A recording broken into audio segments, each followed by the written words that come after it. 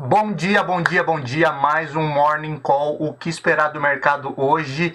Eu sou o Wagner Franceschi, professor aqui da Franceschi Educação Financeira. Novamente, mais um início de semana, edição aqui do dia 14/12 de 2020. Vamos falar sobre aquilo que pode acontecer no mercado hoje, aquilo que será relevante para o seu dia a dia. Quase chegando no Natal, Feliz Natal aí para todos, antecipando, né?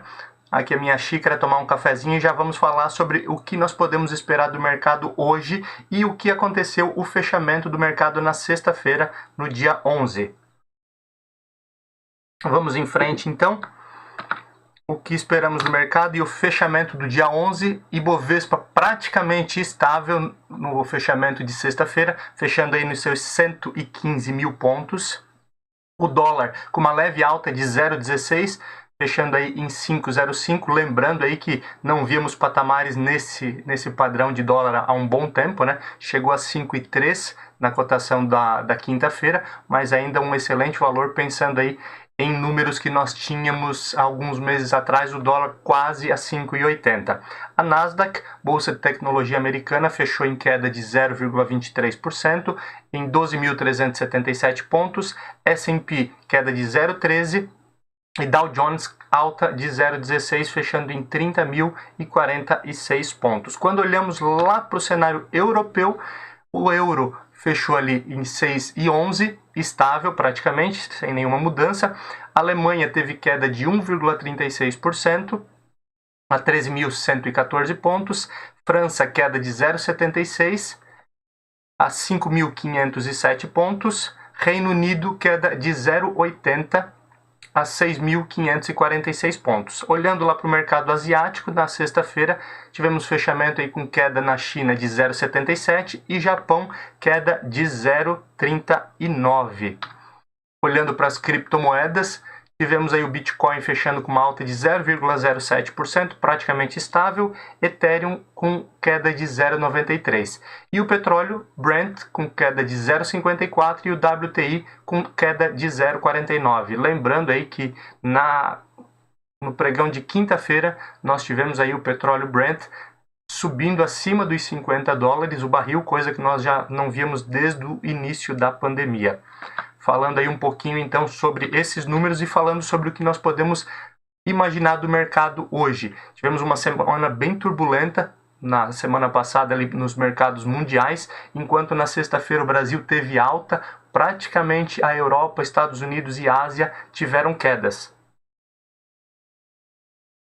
Hoje nós temos um cenário um pouquinho diferente, os mercados com um pouquinho mais de tesão e a maioria dos mercados em alta, pensando principalmente aí nas negociações do Brexit que retornaram, Brexit e União Europeia, e a vacina que foi aprovada ali inicialmente nos Estados Unidos e deve começar a vacinação, pelo menos para os profissionais da linha de frente, ainda nesse ano. Voltando aqui para o nosso fechamento, olhando para a Bolsa Brasileira, certo? Tivemos aí boas altas, Eletrobras, Elet 3 e Elet 6, que vem aí de uma onda crescente na última semana. Elet 3 fechou em 5,57 de alta e Elet 6 em 4,52% de alta. Ambas chegando aí a 38,66, 38,56. Equatorial fechou em alta de 3,73 a 22,48.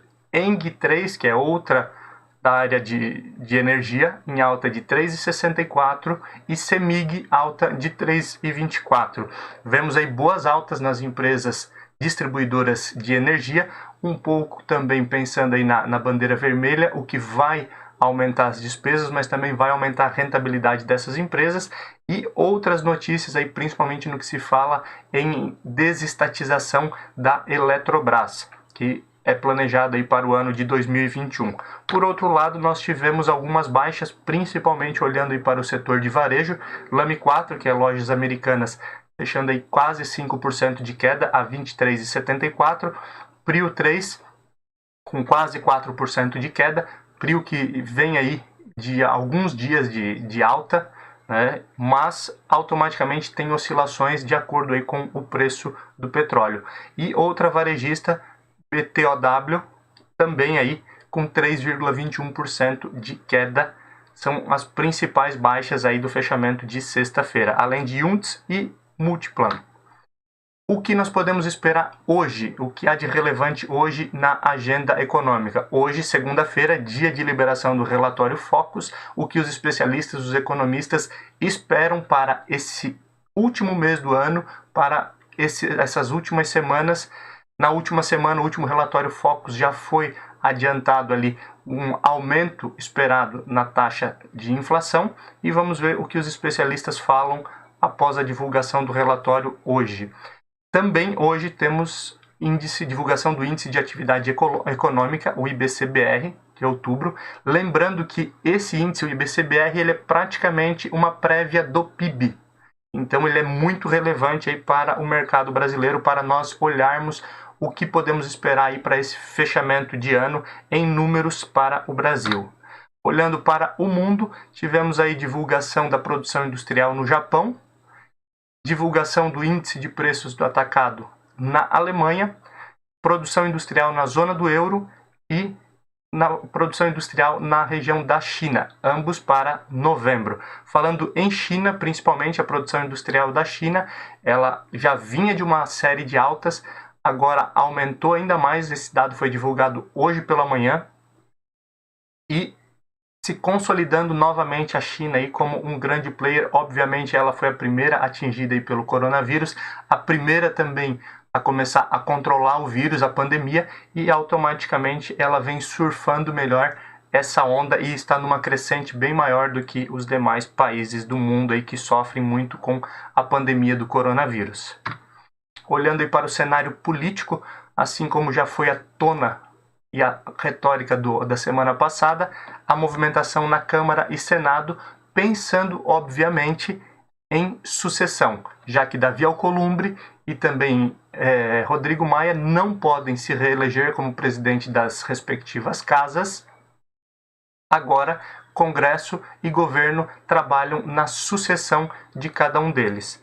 De um lado, temos Arthur Lira, que é o apoiado pelo presidente Jair Bolsonaro, isso na Câmara, e ainda a ser divulgado um sucessor apoiado por Rodrigo Maia. Essa briga promete aí movimentar bastante as duas casas nesse final de ano e início do próximo. Já no Senado, a movimentação ainda não começou diretamente, mas nas entrelinhas já é negociado quem será apoiado por quem. Provavelmente Davi Alcolumbre deve apoiar alguém fora do MDB e isso vai gerar bastante pano para manga, bastante disputa aí, porque ninguém quer largar o osso, como já falamos aí desde a semana passada. Infelizmente a política brasileira tem essa realidade.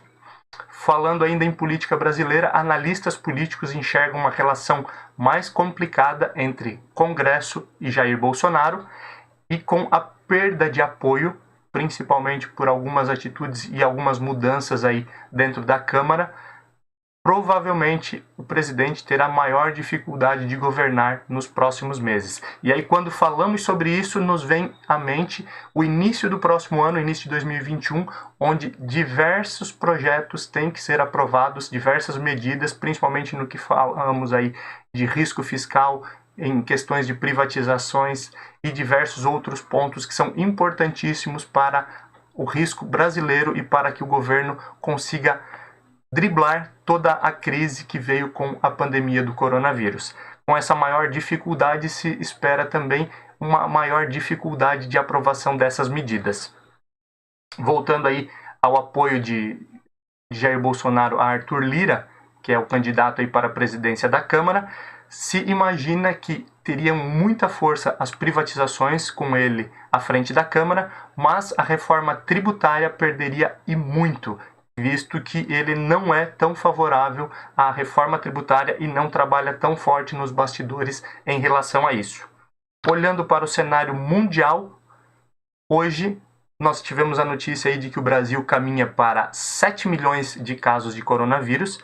Tivemos mais um recorde no domingo e estamos quase chegando em 7 milhões de casos.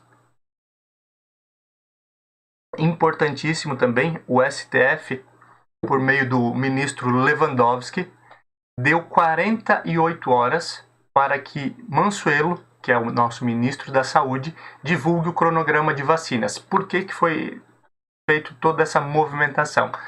Foi divulgado uma ideia da vacina já na semana passada, mas o manifesto, a documentação, não consta nenhum cronograma. Enquanto o Mansueto diz que não há possibilidade de um cronograma ainda, o STF pede que sejam tomadas as medidas necessárias para a divulgação de um cronograma e um melhor planejamento, visto que diversos países já negociaram, já aprovaram e inclusive estão vacinando, como é o caso do Reino Unido. Estados Unidos também já terminou a negociação e deve começar a vacinação na próxima semana ou ainda nessa semana, a vacina da Pfizer. O Brasil parece que perdeu o time e está atrasado nas negociações, diferente de diversas outras economias aí do mundo. Alemanha, isso é uma notícia que preocupa, ela entra em um lockdown novamente a partir de quarta-feira e esse lockdown vai no mínimo até o dia 10 de janeiro. Esse lockdown, todo o serviço não essencial, inclusive as escolas, estarão fechadas. A Alemanha tendo aí um novo surto, a segunda onda de coronavírus, e a chanceler Angela Merkel optou por um lockdown para reduzir os casos. Então isso é bem preocupante, visto que é uma das maiores potências econômicas da Europa. Falando aí em indústria, a indústria cada vez com mais risco de parada, já tínhamos falta de insumos para a área plástica, a área de embalagens, e agora já se fala em risco de parada das indústrias de maquinário, pela falta de minério de ferro. Ou seja, mais uma preocupação para o Brasil e para o mundo no início do próximo ano, devido à pandemia, risco de desabastecimento que podem acarretar em diversos outros problemas, visto que a falta desses insumos pode parar a indústria, pode reduzir a quantidade de empregos e para também o comércio e serviços. Por fim, a notícia boa no que falamos em cenário econômico é em relação à negociação do Brexit. Até na sexta-feira se falava que praticamente era impossível uma negociação do Brexit com a União Europeia, mas no domingo, ontem, visto que hoje seria o último dia para finalizar essas negociações, os países da União Europeia e o Reino Unido entraram em um consenso para estender por mais uma semana as negociações e parece que os dois lados realmente querem entrar num acordo, visto que o Brexit, que é a saída do Reino Unido da União Europeia, iria prejudicar e muito se não houvesse um acordo ali a economia de ambos, tanto da União Europeia quanto do Reino Unido. Então essa é uma notícia que favorece bastante o mercado e parece que vamos ter continuidade dessa negociação. Indo para o âmbito corporativo, a Arezzo divulgou que planeja a abertura de cerca de 80 lojas em 2021 e temos notícia aí da Vale do Rio Doce. Vale do Rio Doce não, né? Essa é bem antiga, mas a Vale projeta um excelente ano de 2021, pensando principalmente aí no preço do minério de ferro, que chegou a números recordes nesse final de ano. Por fim, dentro do cenário econômico corporativo, agências de risco do mundo elevaram as notas dos principais bancos brasileiros. Mesmo em um ano de pandemia, mesmo em um ano de recessão, os bancos brasileiros apresentaram lucro, apresentaram também uma boa provisão de perdas para os próximos anos, pensando na pandemia, e ainda assim as agências de risco estão elevando as notas, o que é bastante importante e principalmente mostra que os bancos brasileiros continuam lucrando, continuam tendo uma diferença muito grande em relação às demais empresas. Cabe agora aquela ideia e aquela discussão se os bancos atualmente estão baratos ou estão caros e qual será a perspectiva aí para os próximos anos. Mais uma vez, quero agradecer você que está aqui conosco no nosso Morning Call, o que esperar do mercado hoje. Lembrando que todos os dias às 7h30 nós estamos aqui falando ao vivo sobre as principais notícias, o que pode impactar o mercado no seu dia a dia. Caso você não possa assistir ao vivo nas nossas redes sociais, é compartilhado também. Amanhã nos encontramos de novo, 7h30. Acompanhe conosco. Aquele abraço e até amanhã.